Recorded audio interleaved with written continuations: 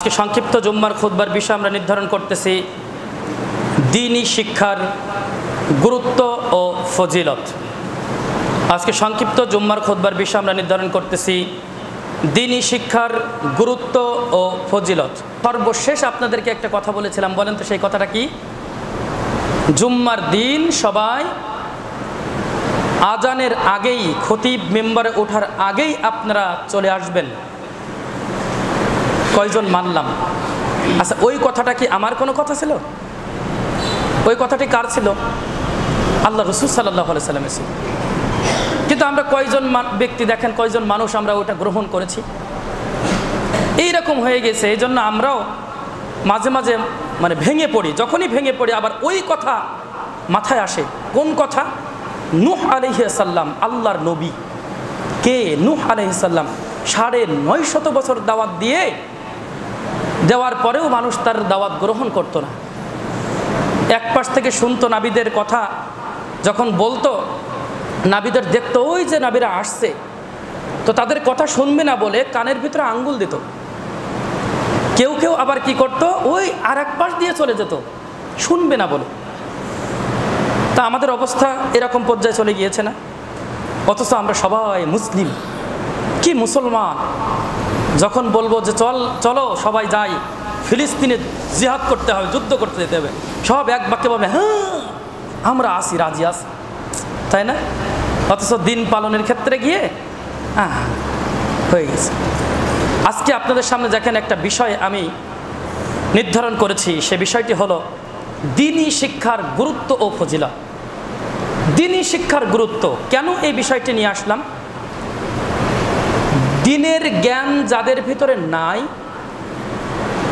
তাদের কাছ থেকে আমলও আশা করা যায় না। দ্বীনের জ্ঞান যার ভিতরে নাই, তাদের কাছ থেকে আমলও আশা করা যায় না। ইমাম ইবনুল কাইয়িম জাওজিহ রাহিমাহুল্লাহ তিনি বলেন যে ইলম ছাড়া ইমানই হয় না। ইলম ছাড়া কি হয় না? ইমানই হয় না। আমল তো কোথায় দূরের, আগে তো ইমান, তাই না? আগে কি? ইমান। তো সেই ইমানই যদি না হয় তাহলে আমল কিভাবে হবে? তো আমরা ইলম, জ্ঞানটা অর্জন করার চেষ্টা করব ইনশাআল্লাহ। সংক্ষিপ্তভাবে আপনাদের সামনে, সময় তো অল্প, আমি জানি না কতটুকু আপনাদের সামনে বলতে পারবো, আল্লাহু আ'লাম। আল্লাহ তৌফিক দান করুন, আমিন। দেখেন, আজকের বিষয় নির্ধারণ করেছি, সবাই বিষয়টা প্রথমে মনে রাখবেন। দ্বীনি শিক্ষার গুরুত্ব ও ফজিলত। আল্লাহ তার নবীকে জিবরাইল আলাইহিস সালামের মাধ্যমে সর্বপ্রথম যেই ওহীটা তার কাছে নাজিল করেছিলেন, নবী মুহাম্মদ রাসূলুল্লাহ সাল্লাল্লাহু আলাইহি সাল্লামের কাছে নাজিল করেছিলেন, সেই বাক্যটি ছিল, সেই কথাটি ছিল ইকরা, ইকরা, পড়ো। পড়তে বললেন কেন? পড়তে কেন বললেন? আমরা কিন্তু কখনো ভাবি না, আমরা শুধু শুনে যাই যে আল্লাহ রাসূল সাল্লাল্লাহু আলাইহি সাল্লামের উপরে সর্বপ্রথম ওহী নাজিল হয়েছে, আয়াত যেটা নাজিল হয়েছে, তার সর্বপ্রথম যে বাক্যটি ছিল ইকরা, পড়ো। পড়তে কেন বললেন এটা নিয়ে আমরা কখনো ভাবি না। পড়তে বললেন এই জন্য, ওই যে ইমাম ইবনুল কাইয়িম রাহিমাহুল্লাহ বলছেন যে এর মূল কারণ হলো যে ইলম ছাড়া, পড়া ছাড়া তার ঈমান হয় না, বৃদ্ধি হয় না, ঈমান থাকে না। একজন ব্যক্তি, উদাহরণস্বরূপ বলা যায় যে একজন বিধর্মী মানুষ, সে যখন ইসলাম গ্রহণ করে, বলেন তো সে কিসের জোরে ইসলাম গ্রহণ করে? তার জ্ঞানের জোরে। তার কিসের জোরে? জ্ঞানের জোরে। তখনও পর্যন্ত তার ঈমান আসে না। ঈমান আসে? ঈমান নেই তো, তার ঈমানের জজবা তার নেই। কিসের জোরে আসে? জ্ঞানের জোরে। তার জ্ঞানের জোরে সে মুসলমান হয়, কালিমা পড়ে। দেখেন তার বাপদাদার ধর্ম কত সুখ, শান্তি, আনন্দ সব কিছু ছেড়ে দিয়ে কি করে? সে চলে আসে কষ্টকর একটা ধর্মে, সেই ধর্মের নাম হচ্ছে ইসলাম। ইসলাম কিন্তু কষ্টকর একটা ধর্ম, আপনি জানেন। ইসলাম গতানুগতিক যে ধর্মগুলো রয়েছে, যেমন খুশি তেমন চললাম হয়ে গেল, এরকম কিন্তু নয়। ইসলাম প্রতিষ্ঠিত সত্য, এই দিন সত্য, যেই দিন স্বয়ং আল্লাহ রাব্বুল আলামিন নিজেই মনোনীত করেছেন। সুবহানাল্লাহ।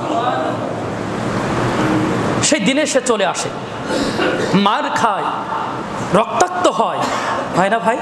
হয়, মার খায়, রক্তাক্ত হয়, এরপরেও বাবার পৈতৃক ভিটা মাটি থেকে সে বঞ্চিত হয়, সব সম্পদ ফেলে এসে কেন সে ইসলামের কাছে আত্মসমর্পণ করে? তার জ্ঞানের জোরে। কিসের জোরে? জ্ঞান। যে ও বুঝেছে যে না, অন্য সমস্ত ধর্ম হচ্ছে বাতিল, একমাত্র কেবলমাত্র ইসলাম ধর্মই হলো সত্য এবং প্রতিষ্ঠিত ধর্ম। আল্লাহু আকবার। এটা সে বুঝেছে। এজন্য ইবনুল কাইয়্যিম রাহিমাহুল্লাহ বলছেন যে ইলম ছাড়া, জ্ঞান ছাড়া ঈমান হয় না। আর আল্লাহ রাব্বুল আলামিন ওই আয়াতই সর্বপ্রথম নবীর মাধ্যমে জানিয়ে দিচ্ছেন বান্দাদেরকে, বান্দীদেরকে, যে তোমরা দেখো, তোমরা শোনো, ইকরা, তোমরা পড়ো। তোমরা কি করো? পড়ো। এই যে জ্ঞান অর্জনের বিষয়, ইলম অর্থ কি? জ্ঞান। এই ইলম দুই প্রকার। ইলম কয় প্রকার সবাই বলেন তো? দুই প্রকার। এই ঘুমাচ্ছে, শুরু হয়নি তো এখনো খুতবা, ঘুমাচ্ছেন কেন? ইলম কয় প্রকার? দুই প্রকার। এক নম্বর হচ্ছে ফরজে আইন, আর দুই নম্বর হচ্ছে ফরজে কিফায়া।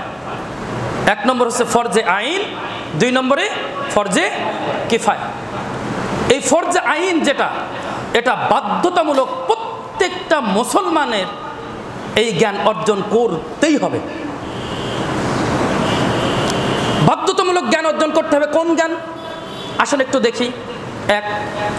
এক নম্বর হচ্ছে ঈমানের উসুল তথা খুঁটি, স্তম্ভগুলো জানা। ঈমানের স্তম্ভগুলো জানতে হবে, খুঁটিগুলো জানতে হবে। ঈমান সম্পর্কে প্রত্যেকটা মুসলমানের জ্ঞান অর্জন করা ফরজ। এবং ঈমান ভঙ্গ হয় কি কি কারণে, যে এই কাজটা করলে ঈমান ভেঙে যাবে, কি কি কারণে ঈমান ভঙ্গ হয়, এই বিষয়টাও জানতে হবে। এটা জানা আপনার উপরে, আমার উপরে, প্রত্যেকটা মুসলমানের উপরে জানা কি ফরজ। রাসূলুল্লাহ সাল্লাল্লাহু আলাইহি সাল্লাম বলছেন, সুনান ইবনে মাজাহ 224 নম্বর হাদিসে আল্লাহ রাসূল সাল্লাল্লাহু আলাইহি সাল্লাম বলছেন, তালাবুল ইলমি ফরিজাতান আলা কুল্লি মুসলিমিন। প্রত্যেকটা মুসলমানের উপরে জ্ঞান অর্জন করা ফরজ। তো কোন জ্ঞান অর্জন করা ফরজ? তার ভিতরে এক নম্বর হলো ঈমানের উসুল তথা ঈমানের যে খুঁটিগুলা, স্তম্ভগুলা সম্পর্কে জ্ঞান অর্জন করতে হবে। দুই নম্বর হচ্ছে ইসলামী শরিয়াতের ইলম, বিশেষ করে ওযু, সালাত, সিয়াম, হজ, যাকাত, ফরজ যে ইবাদতগুলো রয়েছে, যেগুলো আপনাকে করতেই হবে, এইগুলোর জ্ঞান আপনাকে অর্জন করতেই হবে। যেগুলো আপনাকে কি করতেই হবে, ফরজ বিষয়, ওইগুলোর উপরে আবার জ্ঞান অর্জন আপনাকে কি করতেই হবে। তিন নম্বর হচ্ছে ইসলামে হারাম বা নিষিদ্ধ বিষয়গুলো জানা। ইসলামের হারাম বা নিষিদ্ধ বিষয়, যেগুলো আল্লাহ পাক রব্বুল আলামিন কি করেছেন, নিষেধ করেছেন, সেইগুলো সম্পর্কে আপনাকে জ্ঞান অর্জন করতেই হবে। চার নম্বর হচ্ছে মুআমালাত বা মুআশারাতের ইলম। মুআমালাত কি? মুআমালাত হচ্ছে লেনদেন, দেনা পাওনা। এভাবে করে বলা যায় যে মানুষের হক আদায়। কেউ কেউ এভাবে করে বলেছেন যে মানুষের হক, এই বিষয়ে আপনার জ্ঞান অর্জন করতেই হবে। আজকে ঋণ করে মানুষ, দেখেন আপনি ঋণ করে, কিন্তু মানুষ একবারের জন্যও ভাবে না যে ওই ঋণটা আমাকে দিতে হবে। অনেকে আছে যে ঋণ পরিশোধে গড়িমসি করে, টাকা থাকতেও যারা ঋণ পরিশোধে গড়িমসি করে, দিবানি, হস্তে, হবেনি, রাসূলুল্লাহ সাল্লাল্লাহু আলাইহি সাল্লাম বলছে ও জুলুমবাজ, ও জুলুম করে, ও জালিম। যে টাকা থাকতেও, টাকা আছে, সব চলছে, ঋণ চলছে না, আল্লাহ রাসূল সাল্লাল্লাহু আলাইহি সাল্লাম বলেছেন ওকে জালিম, ও জুলুমবাজ, ও জুলুমকারী। কিন্তু আমরা কেন এটা করছি বলেন তো? জ্ঞানের স্বল্পতা। সেজন্য আমাদের এই সম্পর্কে জ্ঞান অর্জন করতেই হবে, বিশেষ করে ঋণ পরিশোধ এবং বান্দার হক সম্পর্কে। আমরা শুনেছি না, একটা হচ্ছে হক্কুল্লাহ, আল্লাহর হক, 2 নম্বর হচ্ছে হক্কুল ইবাদ, বান্দার হক। একটা আল্লাহর হক আর একটা কার হক? বান্দার হক। আল্লাহর হক আল্লাহ ক্ষমা করবেন আল্লাহর কাছে ক্ষমা চাইলে, কিন্তু বান্দার হক আল্লাহর কাছে ক্ষমা চাইলেও ক্ষমা করবেন আল্লাহ, এটা বলে দিয়েছেন স্পষ্ট। সুতরাং আমাদেরকে এই বান্দার হক সম্পর্কে বিস্তারিতভাবে জানার চেষ্টা করতে হবে, এটা করতেই হবে, এটা ফরজে আইন। আর এই মুআশারাত কি? মুআশারাত হচ্ছে আচরণ তথা আচার ব্যবহার। মানুষের সাথে কিভাবে আচার ব্যবহার আমাদের করতে হবে, কেমন ব্যবহার মানুষ, কোন মানুষের সাথে কেমন ব্যবহার করতে হবে, এই সম্পর্কে জ্ঞান অর্জন করতে হবে। একজন পশুর সাথে একটা পশুর সাথেও কেমন ব্যবহার করতে হবে, আচরণ করতে হবে, এটা আপনাকে শিখতে হবে, জানতেই হবে, কারণ এটা কি? ফরজে আইন, এটা আপনাকে জানতেই হবে। তাহলে ইলম আমরা আলোচনা করছি, ইলম 2 প্রকার, এক হচ্ছে ফরজে আইন আর 2 নম্বর হচ্ছে ফরজে কিফায়া। ফরজে আইন আমরা টুকটাক শুনলাম, ফরজে কিফায়া এবার একটু আমরা দেখি। ফরজে কিফায়া মূলত কোনো বিষয়ে পর্যাপ্ত জ্ঞান লাভ করা তথা বিশেষজ্ঞ হওয়া যা সবার পক্ষে সম্ভব নয়, ওটা কি? ফরজে কিফায়া। মানে কোনো বিষয়ে পর্যাপ্ত জ্ঞান লাভ করতে হবে, কিন্তু ওটা মানে সবার পক্ষে সম্ভব না, কিছু মানুষের পক্ষে সম্ভব। এরকম কিছু মানুষ, মানে এভাবে করে আমরা বলি, যেমন ইসলামী শরিয়াতের জ্ঞান, ইসলামী শরিয়াতের সব জ্ঞানকে আমরা সবাই অর্জন করতে পারবো? আপনারা শুনছেন কিনা? ফরজে কিফায়া কি? ইলমের ক্ষেত্রে ফরজে কিফায়া কি? যে ইসলামী শরিয়াতের সমস্ত জ্ঞান আমরা কি অর্জন করতে পারবো? না তো। তাহলে যখন আমি সমস্ত জ্ঞান অর্জন করতে পারছি না, কিছু মানুষ অর্জন করলে ওটা যথেষ্ট হয়ে যাবে। যেমন আমি আপনাকে উদাহরণ দিলে আপনি বুঝবেন যে আমি কামেল করেছি হাদিসের উপরে, কামেল করেছি হাদিসের উপরে, তাহলে আমি হাদিসের দিক থেকে বিশেষজ্ঞ। কেউ ফিক বিষয়ে পড়েছে, সে ফিকের বিশেষজ্ঞ। কেউ কোরআনের তাফসির পড়েছে, সে তাফসির বিষয়ক বিশেষজ্ঞ। বুঝছেন কিনা? এরকম তো এক একজন আলেম এক একটা বিষয়ের উপরে পারদর্শী, কিন্তু সব বিষয়ে পারদর্শী এরকম আলেম হাতে গোনা কয়েকজন থাকে, তাই না? তাহলে সবার উপরে ওটা কি প্রযোজ্য? ফরজ, ফরজে আইন না, ওটা তখন কি হবে? ফরজে কিফায়া হবে। এরপরে প্রকৌশলী বিদ্যা, যেগুলো আমাদের দরকার, কেমন? যে বিজ্ঞান ও গণিত এবং প্রযুক্তির জ্ঞানকে ব্যবহার করে বাস্তব জীবনে সমাধান করা। এই জ্ঞানগুলো সবার পক্ষে সম্ভব নয়। যেমন আমি আপনাকে যেটা বুঝেন, আপনি এই কম্পিউটার, এই হার্ডওয়্যার সফটওয়্যার সব বলে, তো সফটওয়্যারের যে কাজগুলো, এগুলোকে সবাই আমরা জানি, কিছু মানুষ ওটা জানে, এটাই যথেষ্ট। এটাই হলো ফরজে কি কিফায়া। যা সবার পক্ষে জানা সম্ভব নয়, ওইটা কি? ফরজে কিফায়া। যেমন চিকিৎসা বিদ্যা, এখানে কয়জন ডাক্তার আছে? মোটামুটি 5-7 জন হতে পারে, সব মিলে ডাক্তার থাকে। আর সবাই কি ডাক্তার নাকি? না তো। তাহলে সবার কি এটা কি হতে হবে নাকি? না। মানে সবার যেটা সম্ভব না, সেটাই হলো ফরজে কি কিফায়া। প্রিয় হাজিরিন, তাহলে আমরা সংক্ষিপ্তভাবে দেখার চেষ্টা করলাম যে ইলম 2 প্রকার। এক হচ্ছে ফরজে আইন, যেটা আমাকে বাধ্যতামূলক আমাদেরকে আদায় মানে করতেই হবে, জ্ঞান অর্জন করতেই হবে ইলম। আর যেটা আমরা দেখলাম যে ফরজে কিফায়া, যেটা কিছু সংখ্যক মানুষ করলেই যথেষ্ট হয়ে যাবে। প্রিয় হাজিরিন, এই ইলম এর এত গুরুত্ব, ইলম এর এত গুরুত্ব যে ইবাদতের চেয়ে, রাসূলুল্লাহ সাল্লাল্লাহু আলাইহি সাল্লাম বলেছেন, ইবাদতের চেয়ে ইলমের মর্যাদা অনেক বেশি। সুবহানাল্লাহ বলবেন না? ইবাদতের চেয়ে ইলমের মর্যাদা অনেক বেশি। অনেকে ইবাদত গুজার ব্যক্তি আছে, অনেক ইবাদত করে, কিন্তু তার ইলমের অনেক ঘাটতি আছে, সে ইলম অর্জন করতে চায় না, ওই যা শুনেছে সেই অনুযায়ী সে অনেক আমল করার চেষ্টা করে। এরকম মানুষ অনেক আমরা দেখেছি। না, আপনি ইবাদত করবেন, কিন্তু আপনি আগে কি করবেন? আপনি ইলমটা অর্জন করার, জ্ঞানটা অর্জন করারও আপনাকে চেষ্টা করতে হবে। জি, দেখেন একজন সাহাবীর ঘটনা একটু আপনাদেরকে বলি। যেই সাহাবীর এই দিন শেখার জন্যে তার জাগতিক সম্পদ বলতে যা কিছু বোঝায়, তার পরিবার পরিজন, সাথে তার যে সম্পদগুলো ছিল, পশু, সব কিছু সে বিসর্জন দিয়ে নবী মুহাম্মদ রাসূলুল্লাহ সাল্লাল্লাহু আলাইহি সাল্লামের কাছে চলে আসে। আমরা একটু এই ঘটনাটা দেখব। এই ঘটনার মধ্য দিয়েই আমরা আশা করি অনেক লাভবান হব ইনশাআল্লাহ। আগে দেখেন তো যে কেউ ঘুমাচ্ছে কিনা, একটু দেখেন তো। কেউ যদি ঘুমায় একটু ডেকে দেন, আমার দিকে একটু তাকান, একটু দেখেন। একটা ঘটনায় খুতবা শেষ। রাসূল করিম সাল্লাল্লাহু আলাইহি ওয়াসাল্লাম যখন মক্কা থেকে মদিনায় হিজরত করলেন, মক্কা থেকে যখন মদিনায় হিজরত করলেন, তার আগ মুহূর্তে রাসূল সাল্লাল্লাহু আলাইহি ওয়াসাল্লামকে হত্যা করার জন্যে তার বাড়ির পাশে চতুর্দিকে যুবকদেরকে ফিট করেছেন। 12 জন যুবককে যে কোনো মূল্যে আজকে রাতেই মুহাম্মদ সাল্লাল্লাহু আলাইহি ওয়াসাল্লামকে হত্যা করে ফেলব, মুহাম্মদকে যে কোনো মূল্যেই হত্যা করে ফেলব। জিবরাইল আলাইহিস সালাম এসে আল্লাহর নবীকে খবর দিলেন, ইয়া রাসূলুল্লাহ সাল্লাল্লাহু আলাইহি সাল্লাম, আপনাকে এখন হিজরত করতে হবে মক্কা থেকে মদিনায়, মক্কা থেকে মদিনায় হিজরত করতে হবে। রাসূলুল্লাহ সাল্লাল্লাহু আলাইহি সাল্লাম সাহাবীদেরকে বললেন যে আমার এখান থেকে চলে যেতে হবে, নির্দেশ এসেছে।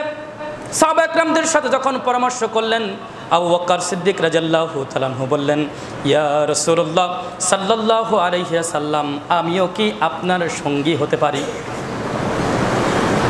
রাসূলুল্লাহ সাল্লাল্লাহু আলাইহি সাল্লাম বলছেন, আচ্ছা ঠিক আছে, আমি পরে বলছি।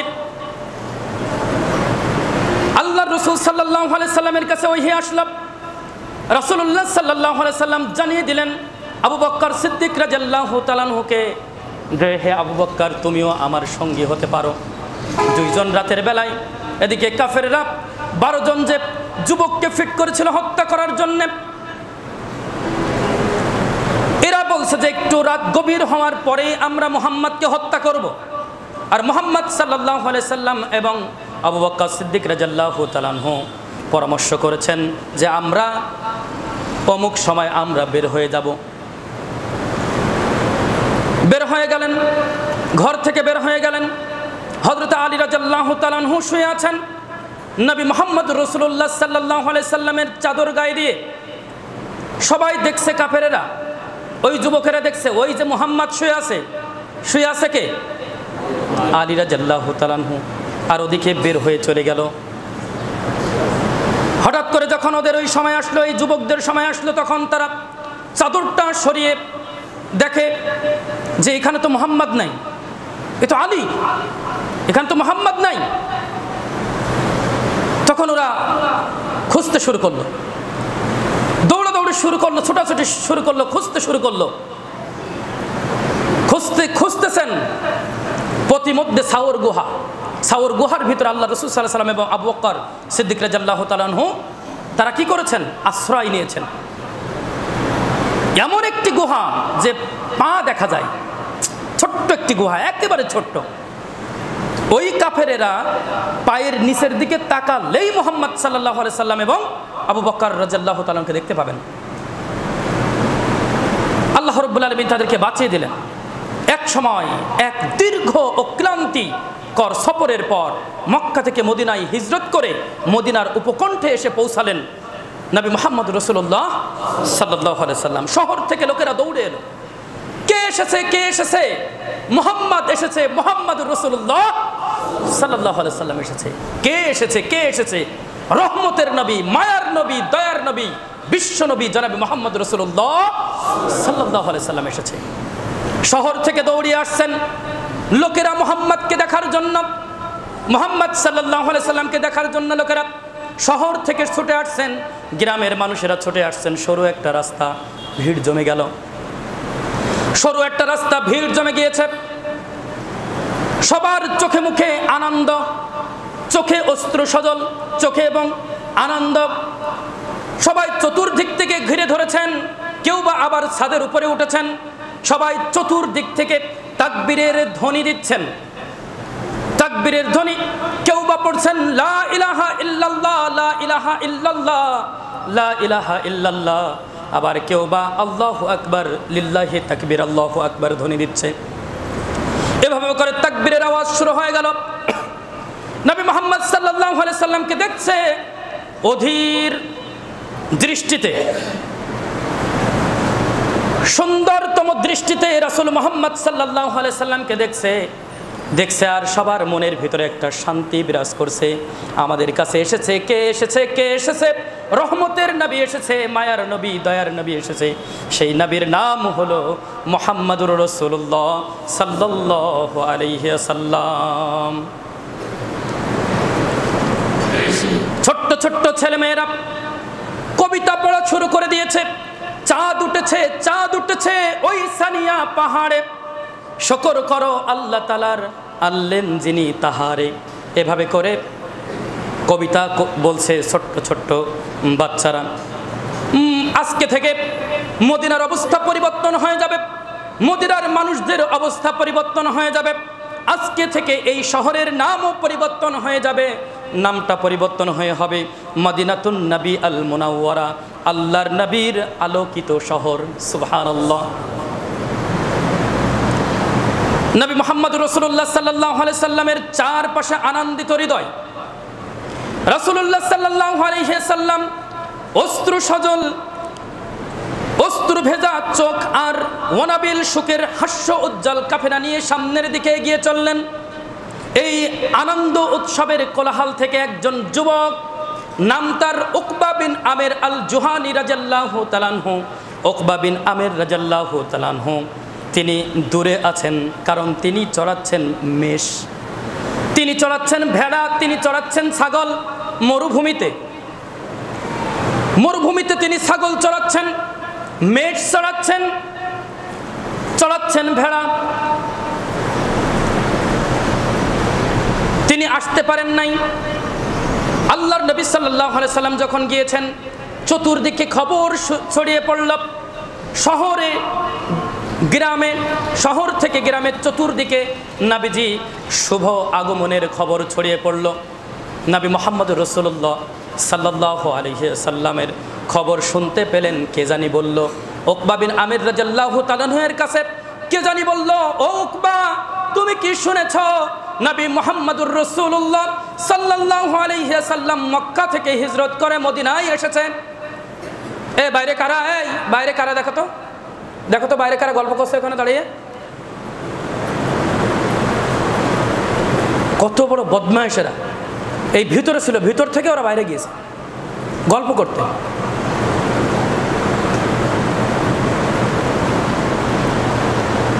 কে জানি খবর দিল, ও উকবা, মক্কা থেকে মদিনায় এসেছে নবী মুহাম্মদুর রাসূলুল্লাহ সাল্লাল্লাহু আলাইহি সাল্লাম। নবী মুহাম্মদুর রাসূলুল্লাহ সাল্লাল্লাহু আলাইহি সাল্লাম এসেছে। এই খবর উকবা বিন আমির রাদিয়াল্লাহু তাআলা শোনার সঙ্গে সঙ্গে দিলেন দৌড়। সুবহানাল্লাহ। দৌড় দিয়ে নবী মুহাম্মদুর রাসূলুল্লাহ সাল্লাল্লাহু আলাইহি সাল্লামের কাছে আসলেন।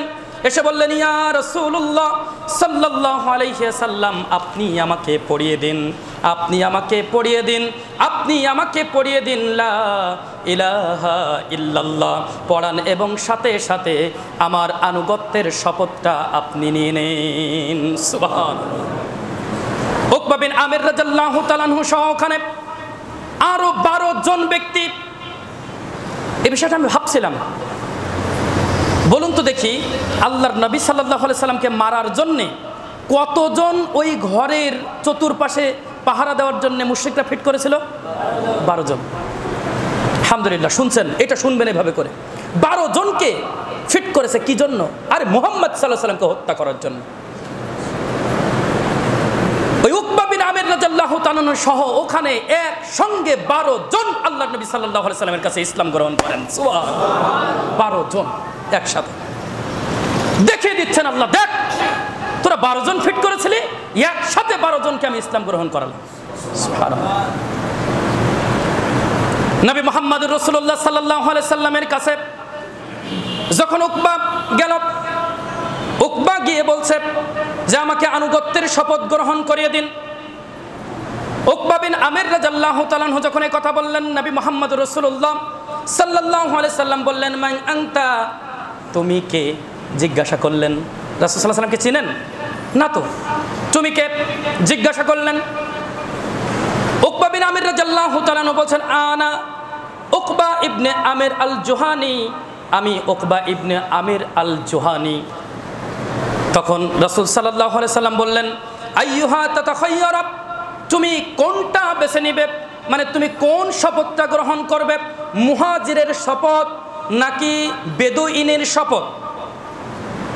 মুহাজিরের শপথ গ্রহণ করবে নাকি বেদুইনের শপথ গ্রহণ করবে?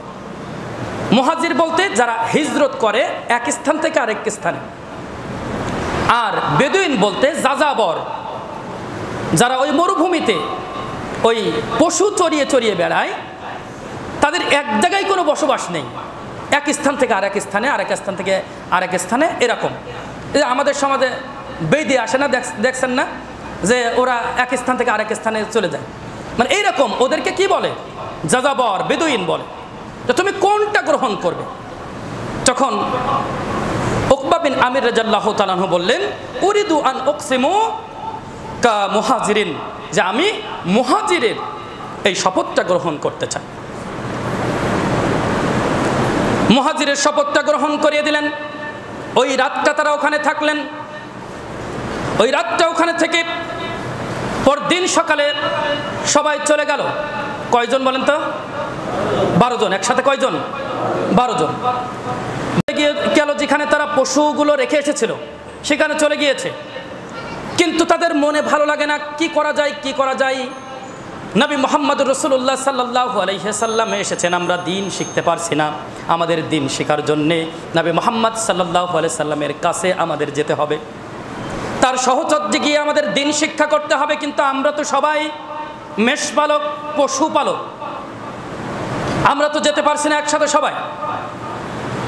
তখন তারা পরামর্শ করল, এখান থেকে 2-1 জন মুহাম্মদ সাল্লাল্লাহু আলাইহি সাল্লামের কাছে যাবে, ওখান থেকে দিন শিক্ষা করে আসবে, ওইগুলো আমরা শুনবো, তারপরে আবার আরেক দল যাবে। এভাবে করে তারা সেট করলো। উকবা বিন আমির রাদিয়াল্লাহু তাআলা আনহু বললেন যে আমি তোমাদের কাছে আমার পশুগুলো রেখে যেতে ভয় পাচ্ছি, যারা যাবে নবী মুহাম্মদ সাল্লাল্লাহু আলাইহি সাল্লামের কাছে, তারা আমার কাছে পশুগুলো রেখে যেতে পারো। সবাই যায় আর আসে, যায় আর আসে, যায় আর আসে। একদিন হঠাৎ করে উকবা বিন আমির রাদিয়াল্লাহু তাআলা আনহু চেতনা ফিরল, হুঁশ ফিরল। উকবা বিন আমির রাদিয়াল্লাহু তাআলা আনহু বলছেন, হায় হায়, আমি এটা কি করছি? সামান্য দুনিয়ার কয়েকটি বকরির জন্যে, কয়েকটি মেষের জন্যে, কয়েকটি ভেড়ার জন্যে আমি নবী মুহাম্মদুর রাসূলুল্লাহ, মায়ার নবী, দয়ার নবী, নবী মুহাম্মদুর রাসূলুল্লাহ সাল্লাল্লাহু আলাইহি সাল্লামের সাহচর্য থেকে আমি বিরত থাকছি। কি ভুলটা আমি করতেছি? যখনই তার চেতনা ফেলল, হুঁশ ফেলল, সাথে সাথে উকবা বিন আমির রাদিয়াল্লাহু তাআলা আনহু ওই ভেড়ার পাল, ছাগলের পাল, মেষের পাল ফেলে রেখে সরাসরি তার পরিবার পরিজন এবং ওই মেষ সব কিছু ফেলে রেখে, পশুগুলো ফেলে রেখে চলে আসলেন নবী মুহাম্মদুর রাসূলুল্লাহ সাল্লাল্লাহু আলাইহি সাল্লামের কাছে। নবী মুহাম্মদ সাল্লাল্লাহু আলাইহি সাল্লামের কাছে চলে আসলো, তার সাহচর্যে থাকার চেষ্টা করছে। রাসূল মুহাম্মদ সাল্লাল্লাহু আলাইহি সাল্লাম মসজিদে নববীতে থাকেন, মসজিদে নববীর পাশে থাকেন। নবী মুহাম্মদ সাল্লাল্লাহু আলাইহি সাল্লামের মসজিদে নববীর পাশে একটা উপত্যকা, উঁচু একটা উপত্যকা, যার নাম হচ্ছে আহলে সুফা। আহলে সুফা, আহলে সুফাই তারা অবস্থান করে। যারা দিন শিক্ষা করতে যায় তারা সবাই ওই আহলে সুফাই অবস্থান করে। ওখান থেকে মসজিদে নববীতে নবী মুহাম্মদ সাল্লাল্লাহু আলাইহি সাল্লামের ওখানে যাওয়া আসা করে আর দিন শিক্ষা করে। উকবা বিন আমির রাদিয়াল্লাহু তাআলা আনহু নবীজির সন্নিকটে গিয়ে কোরআন শিখলেন, হাদিস শিখলেন। আস্তে আস্তে সাহাবীদের মধ্যে অন্যতম একজন আলেমে দ্বীন হিসাবে পরিণত হলেন। সুবহানাল্লাহ। একই সাথে দক্ষ কোরআন তেলাওয়াতকারী ও সামরিক নেতা হলেন। পরবর্তীতে ইসলাম যখন মদিনায় পূর্ব থেকে পশ্চিম দিগন্তে ছড়ে পড়ে, তখন তিনি হয়ে যান একজন প্রসিদ্ধ মুসলিম প্রশাসক। সুবহানাল্লাহ। ছিলেন কি? রাখাল। হলেন কি? প্রসিদ্ধ প্রশাসক। এবং তার হাত দ্বারাই মিশর বিজয় হয়েছিল। সুবহানাল্লাহ। ছিলেন কি আর হচ্ছেন কি কিসের জন্যে? রাসূল মুহাম্মদ সাল্লাল্লাহু আলাইহি সাল্লামের সহচর্যে গিয়ে দ্বীন শেখার জন্যে। আমাদের আজকে আলোচনা কি ছিল বলেন তো? দ্বীন শেখার গুরুত্ব এবং ফজিলত। এমন শুধু উকবা নয়, আরো অনেক সাহাবী রাসূলুল্লাহ সাল্লাল্লাহু আলাইহি সাল্লামের সহচর্যে থেকে ইসলামী দ্বীন শিক্ষার জন্য আসহাবুস সুফফা এসে উপস্থিত হন। খাবারের ব্যবস্থা নাই, ইনকামের কোনো সোর্স নাই, খাবারের কোনো ব্যবস্থা নাই। নবী মুহাম্মদ রাসূলুল্লাহ সাল্লাল্লাহু আলাইহি সাল্লাম নিজের খাবার থেকে নিজে অল্প একটু খান, আর ওই সাহাবীদের যাদের খাবার নেই তাদেরকে দেন। সুবহানাল্লাহ। সাহাবারা অল্প অল্প করে খেয়ে দ্বীন শিক্ষার কাজে নিয়োজিত আছেন। ইলম শিখছেন, ইলম জ্ঞান অর্জন করছেন। মুসলমান আমাদের সব আছে, কিন্তু দ্বীন শিক্ষার কোনো ব্যবস্থা নাই। মুসলমান সব আছে, কিন্তু কি নাই? দ্বীন শিক্ষার কোনো ব্যবস্থা নাই। মানে আমাদের অবস্থা এরকম হয়েছে, মাঝে মাঝে বলি না, আমরা সব জানতাম, সব জানি, তাই আমরা আলিম ওলামাদের সহচর্যে যাই না, তাদের কাছে গিয়ে বসি না, তাদের প্রোগ্রামে আমরা উপস্থিত হই না, কারণ আমরা সব জানি। আমাদের দরকার কি? আমাদের দরকার অর্থ, এই দুনিয়ার সম্পদ। অথচ দুনিয়ার সম্পদগুলো সব উকবা ফেলে দিয়ে গেলেন নবী মুহাম্মদ সাল্লাল্লাহু আলাইহি সাল্লামের কাছে। রাখাল থেকে প্রশাসক এবং পরবর্তীতে তাকে নেতা করে দিলেন কে? কেন করলেন? দ্বীনের জন্য, দ্বীন শিক্ষার জন্য। এটা একটা দ্বীন শিক্ষার ব্যাপক গুরুত্ব। রাসূলুল্লাহ সাল্লাল্লাহু আলাইহি সাল্লাম তাদের দ্বীন শিখানোর জন্য, দ্বীন শিখানোর ব্যাপারে উদ্বুদ্ধ করার জন্যে মাঝে মাঝে তিনি কিছু পদক্ষেপ গ্রহণ করতেন। রাসূল সাল্লাল্লাহু আলাইহি সাল্লাম তিনি কিছু পদক্ষেপ গ্রহণ করতেন। যেমন এই যে আপনারা দেখলেন যে এই 2-3 দিন আগে, মানে 26 তারিখে আমাদের এই মসজিদে একটা প্রোগ্রাম হয়েছিল। আপনারা জানেন, অনেকেই জানেন, কিছু জানার পরেও যে আপনার মন সায় দেয় না। মন কি দেয় না? সায় দেয় না। জেনেছেন আপনি যে ওখানে প্রোগ্রাম হবে এবং আমার মসজিদে হবে, আমাদের মসজিদে হবে। এই তথ্য জানার পরেও আপনি এদিক সেদিক বেরিয়েছেন। আপনি আপনার দুনিয়াবি সম্পদ আরো কিভাবে বাড়াবেন সেই কাজে নিয়োজিত থেকেছেন। আপনি কি জবাব দিবেন আল্লাহর কাছে? একটু হিসাব করেন। অথচ আপনি দ্বীন সম্পর্কে কিছুই জানেন না।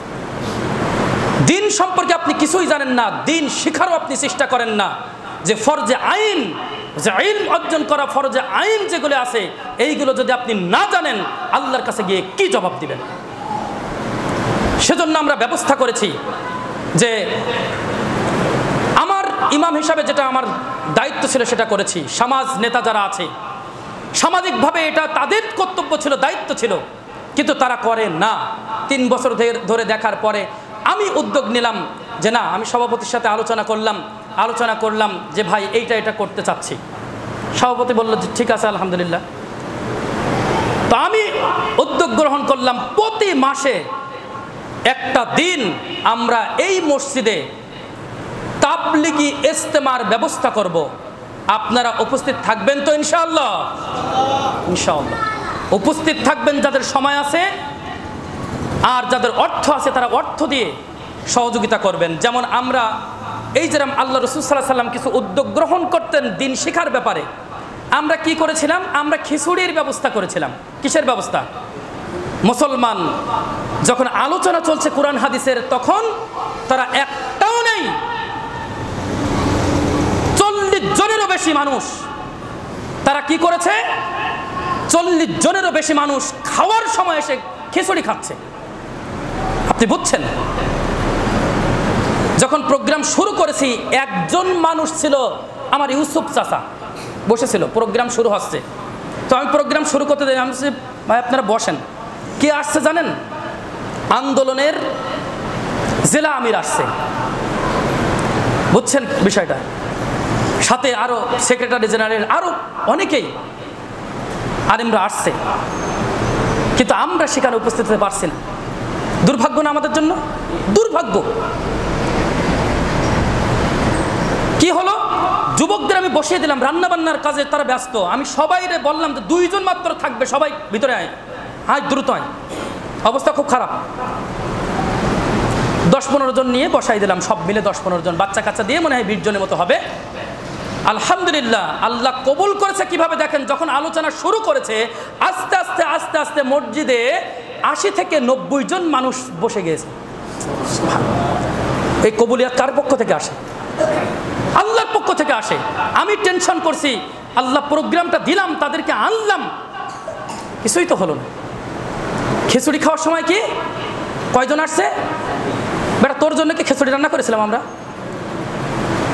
আমাদের যারা দায়িত্বশীল ছিল, যারা রান্না বান্নার কাজে নিয়োজিত ছিল, ওরাই খেতে পারিনি ভাই লাস্টে।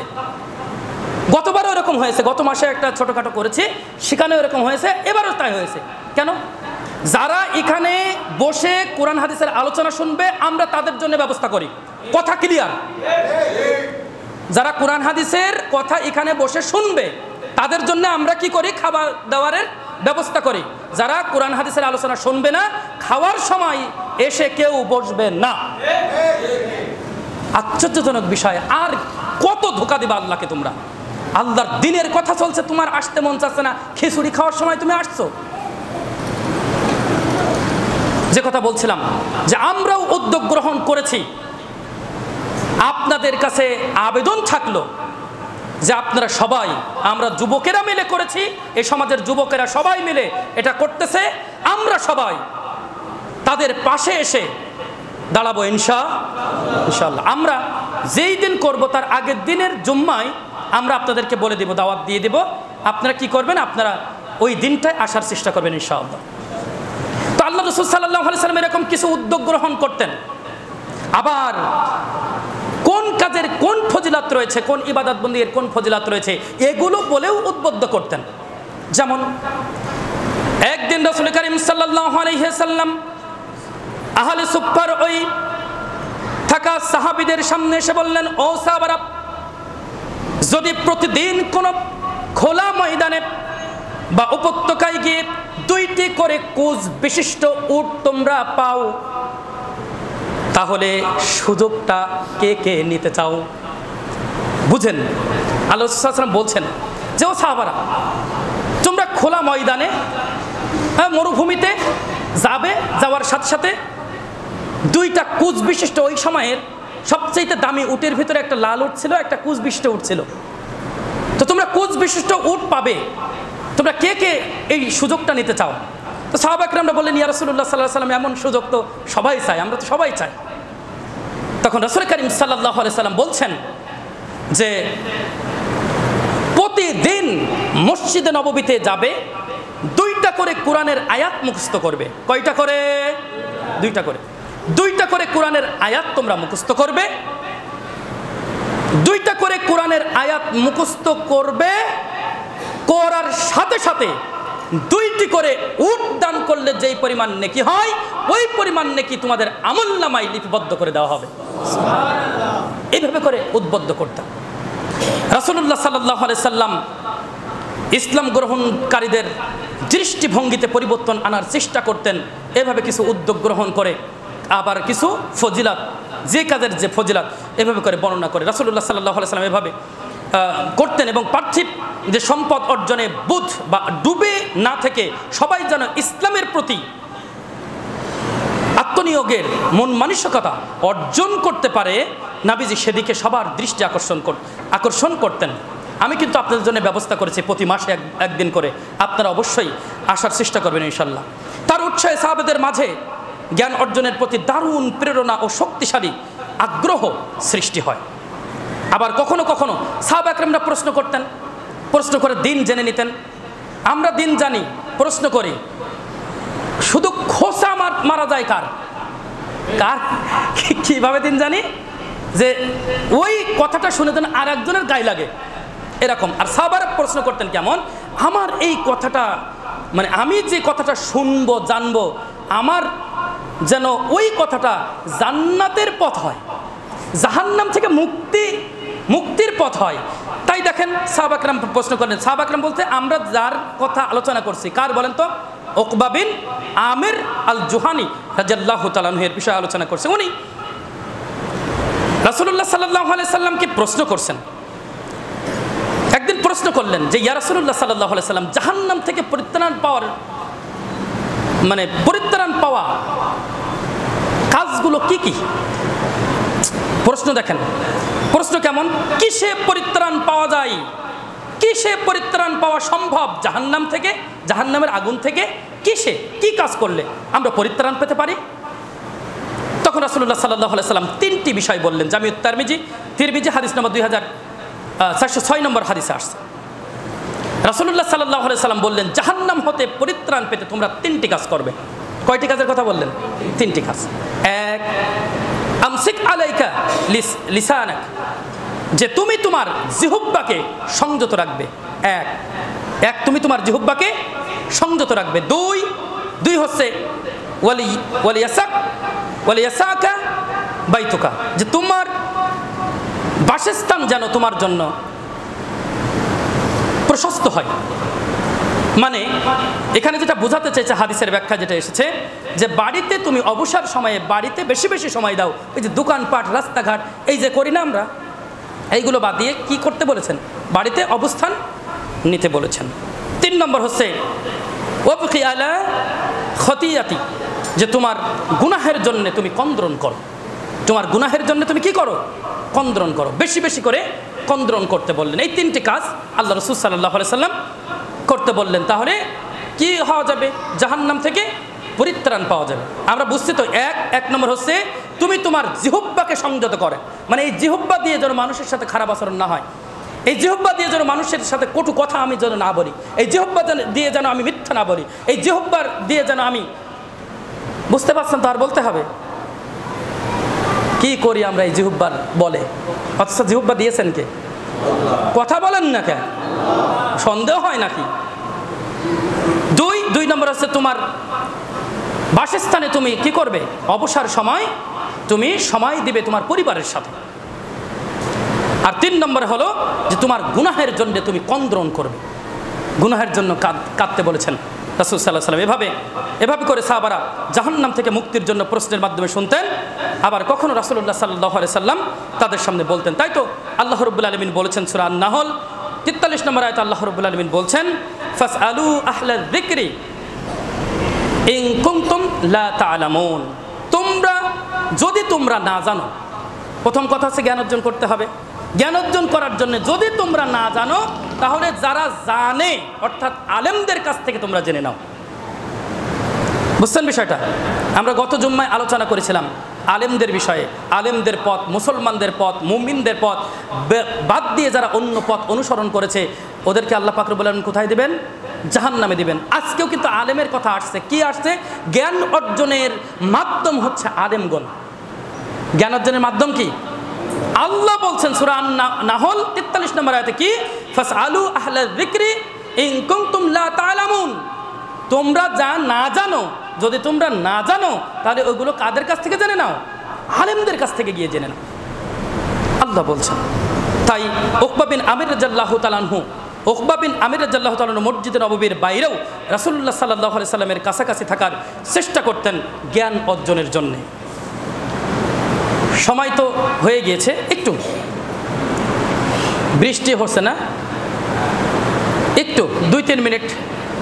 একদিন এক সফরে রাসূলুল্লাহ সাল্লাল্লাহু আলাইহি সাল্লামের সঙ্গী হলেন উকবা বিন আমির। প্রায় সময় উকবা বিন আমির রাদিয়াল্লাহু তাআলার সঙ্গী হন। রাসূলুল্লাহ সাল্লাল্লাহু আলাইহি সাল্লাম কেমন মানুষ ছিলেন এখানে আরেকটা উদাহরণ, সেটা হচ্ছে এই রাসূলুল্লাহ সাল্লাল্লাহু আলাইহি সাল্লাম এর ওই খচ্চর যেটা ছিল, ওই খচ্চরের উপরে আল্লাহ রাসূল সাল্লাল্লাহু আলাইহি সাল্লাম উঠে বসতেন, আর উকবা বিন আমির রাদিয়াল্লাহু তাআলা আনহু ওই লাগাম ধরে টানতে টানতে নিয়ে যেতেন, যেখানে নিয়ে যেতে বলতেন সেখানে নিয়ে যেতেন। মাঝে মাঝে রাসূলুল্লাহ সাল্লাল্লাহু আলাইহি সাল্লাম কি করতেন, রাসূলুল্লাহ সাল্লাল্লাহু আলাইহি সাল্লাম নিচে নামতেন আর উকবা বিন আমিরকে ওই খচ্চরের পিঠে বসিয়ে দিতেন। সুবহানাল্লাহ! আল্লাহ রাসূল সাল্লাল্লাহু আলাইহি সাল্লাম কেমন মানুষ ছিলেন, বুঝছেন বিষয়টা? এবার আল্লাহ রাসূল সাল্লাল্লাহু আলাইহি সাল্লাম নিচে নেমেছেন, নিচে নেমে উঠিয়েছেন কাকে? উকবা বিন আমিরকে। উকবা বিন আমিরকে নিচে নামিয়েছেন, আল্লাহ রাসূল সাল্লাল্লাহু আলাইহি সাল্লাম উঠেছেন। আল্লাহ রাসূল সাল্লাল্লাহু আলাইহি সাল্লাম এবার বলছেন যে, হে উকবা বিন আমির, আমি কি তোমাকে 2টা সূরা শিখিয়ে দেব? জিজ্ঞাসা করছেন, আমি কি তোমাকে 2টা সূরা শিখিয়ে দেব? তখন বললেন, ইয়া রাসূলুল্লাহ সাল্লাল্লাহু আলাইহি সাল্লাম, হ্যাঁ শিখিয়ে দিন। তখন আল্লাহ রাসূল সাল্লাল্লাহু আলাইহি সাল্লাম সূরা ফালাক আর সূরা নাস, এই 2টা সূরা শিখিয়ে দিলেন এবং বললেন যে এই 2টি সূরা ঘুমানোর আগে এবং ঘুমানোর পরে, ঘুম থেকে উঠে, ঘুমানোর আগে এবং ঘুম থেকে উঠে তুমি পড়বা। আমরা শুনেছি না, ঘুমানোর আগে যদি, আল্লাহ রাসূল সাল্লাল্লাহু আলাইহি সাল্লাম ফজিলত বর্ণনা করছে, দেখেন, যদি ঘুমানোর আগে কোনো বান্দা, কোনো বান্দি সূরা ফাতিহা, সূরা ফালাক, সূরা নাস আর সূরা ইখলাস, এই 4টা সূরা পড়ে হাতে ফুঁক দিয়ে মাথা থেকে পা পর্যন্ত যদি বুলিয়ে দেয় 3বার যদি বুলিয়ে দেয়, তাহলে ওই বান্দা, ওই বান্দি শয়তান, কালো জাদু এবং বদ নজর থেকে মুক্তি লাভ করবে। সুবহানাল্লাহ! বুঝছেন কিনা বিষয়টা? কি কি বলেছি বুঝতে পেরেছেন? 1 সূরা ফাতিহা, 2 সূরা ফালাক, 3 সূরা নাস, 4 নম্বরে সূরা ইখলাস। ছোট ছোট সূরা সবার প্রায় আমাদের মুখস্থ, তাই না? মুখস্থ। এগুলো বলবেন, বলে ফুঁক দেবেন, হাতে এভাবে করে নিয়ে 2 হাত এক জায়গায় করে ফুঁক দিয়ে মাথা থেকে পা পর্যন্ত বুলিয়ে দিবেন। বিষয়টা ক্লিয়ার কিনা? জি, ইনশাআল্লাহ, ইনশাআল্লাহ। প্রিয় উপস্থিতি, এটা হাদিসে আছে মুসনাদ আহমদ 17296। তো এই পুরো ঘটনা থেকে আমরা যেটা দেখেছি যে উকবা বিন আমির রাদিয়াল্লাহু তাআলা আনহু দিন শিক্ষার জন্যে বহু কষ্ট, বহু ত্যাগ তিনি স্বীকার করেছেন। তার জাগতিক সম্পদ বলতে যা বোঝায়, তার যে পশু, এই সম্পদগুলো সব ফেলে দিয়েছেন। যা, দরকার নেই, আমার দরকার নবী মুহাম্মদ সাল্লাল্লাহু আলাইহি ওয়াসাল্লামের সাহচর্য এবং দিন শিক্ষা। বুঝছেন কিনা? পরিবার থেকে দূরে আছেন দিন শিক্ষার জন্যে, বুঝছেন কিনা? পরবর্তীতে পরিবার এসেছে, কিন্তু এই আসলেন দিন শিক্ষার জন্যে। শিক্ষার জগতে উকবার নজির, মানে ইলমের ঝর্ণা আল্লাহর নবী সাল্লাল্লাহু আলাইহি সাল্লামের যেটা ছিল, সেটা তা থেকে গভীরভাবে ইলম আহরণ করেছিলেন উকবা রাদিয়াল্লাহু তাআলা। ফলে তিনি হয়ে উঠেছিলেন একজন বিশিষ্ট মুকরি, অর্থাৎ কুরআন তেলাওয়াতকারী। এত সুন্দর কণ্ঠে কুরআন তেলাওয়াত করতেন। রাতে যখন তিনি কুরআন তেলাওয়াত করতেন, রাতের বেলায় যখন তিনি কুরআন তেলাওয়াত করতেন, গভীর রাত হয়েছে, গভীর রাতে কোরআনের কাছে চলে যাবে উকবা বিন আমির রাদিয়াল্লাহু তাআলা। যখন কোরআন তেলাওয়াত করবে, সাহাবা একরামরা সবাই কান লাগিয়ে শুনতে থাকবে, আল্লাহর ভয়ে অশ্রু সজল হয়ে তাদের অন্তরগুলো কাঁপতে থাকবে ওই কোরআন তেলাওয়াত শুনে। আল্লাহু আকবার! কোরআন তেলাওয়াত করি না আমরা? সব জানতাম আমরা কি সব জানতাম? চলবে এটা? কোরআন তেলাওয়াত প্রত্যেকটা মানুষকে করতেই হবে, এটা মাথায় রাখতে হবে। প্রত্যেকটা মানুষকে করতে হবে এবং কোরআন প্রত্যেকটা মানুষকে শিখতেই হবে। কোরআন প্রত্যেকটা মানুষকে কি করতে হবে? কোনো ছাড় নেই, কোনো ছাড় নেই। আপনি বলেন আমি পারি না, আমি বুঝি না, আপনি সব পারেন, আপনি সব বোঝেন। কিভাবে জমিতে কোন সময় কোন ফসলে কোন ঔষধ কখন কতটুকু পানি দিতে হবে আপনি তো ভালোই জানেন, জানেন না? জানেন। কোন ব্যবসায় কেমন করে উন্নতি হবে আপনি সব কিছু জানেন। জানতেন না, শিখেছেন। জানতেন না, শিখেছেন। চাকরি করতে যান, চাকরির আগ মুহূর্তে আপনি লেখাপড়া করেছেন না, ওইটা শিখেছেন না, তারপর চাকরি করছেন না? করছেন তো, শিখেছেন তো। কিন্তু আপনি সব কিছু শিখবেন দুনিয়ার জন্যে, আখিরাতের জন্যে আপনি কোরআন শিখবেন না। এটাই হয়েছে মুসলমানদের আকীদা। আমি কি আপনাকে বোঝাতে পেরেছি কিনা? তো উকবা বিশিষ্ট কোরআন তেলাওয়াতকারী ছিলেন, হাদিস সংরক্ষণকারী ও বর্ণনাকারী ছিলেন, বিধান চয়নকারী ছিলেন, ইসলামী উত্তরাধিকার আইনে বিশেষজ্ঞ ছিলেন, সাহিত্য বিশারদ ছিলেন, কবি ছিলেন, আর সাথে সাথে সে একজন হয়ে উঠেছিলেন একজন শক্তিশালী নেতা। কেন বলেন তো? ইলমের কারণে, জ্ঞানের কারণে। আমরা ইলম জ্ঞান অর্জনের জন্য ব্যবস্থা করেছি। প্রতি মাসে আমরা একটা করে তাবলিগ ইজতেমা মসজিদে করব। আপনারা সবাই উপস্থিত থাকার চেষ্টা করেন ইনশাআল্লাহ। আর যাদের সময় আছে আপনারা আমার কাছ থেকে কোরআন শিখে নিতে পারেন যে কোনো সময়। আপনাদের জন্য যে কোনো সময় দিতে আমি প্রস্তুত আছি। কোরআন শিখে নেন। দিনের আমাদের তালিমে বৈঠক হয় প্রতি ফজরের পরে, প্রতিদিন ফজরের পরে আমরা দার্স দেই। দার্সে আপনারা বসার চেষ্টা করেন। আল্লাহ তাআলা সকলকে এই যে আলোচনা করলাম এই আলোচনা দিয়ে যেন উপকৃত করেন। আমরা বলি আল্লাহুম্মা আমিন।